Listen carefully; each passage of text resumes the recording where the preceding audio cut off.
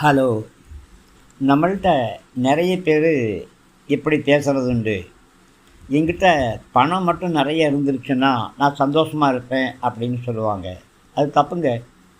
பணம் இருக்கிறவங்க எத்தனையோ பேர் இப்போது மருத்துவமனையில் இருக்கிறாங்க. சரியானபடி விருப்பப்பட்டதை சாப்பிட முடியாமல் இருக்கிறாங்க. மருந்து மாத்திரைகளே அவங்களுக்கு சாப்பாடாக இருக்குது. சந்தோஷம் இல்லாமல் பல நேரங்களில் தற்கொலை செய்யக்கூடிய முடிவு கூட வந்துடுறாங்க. ரெண்டாவது, என் வாழ்க்கையில் இவங்க மட்டும் வாழ்க்கை துணையாக கிடச்சிருந்தா, எனக்கு இவங்க மனைவியே கிடச்சிருந்தா, கணவனாக கிடச்சிருந்தா எவ்வளோ சந்தோஷமாக இருப்பேன் அப்படின்னு நினைக்கிறாங்க. அதுவும் தப்புங்க.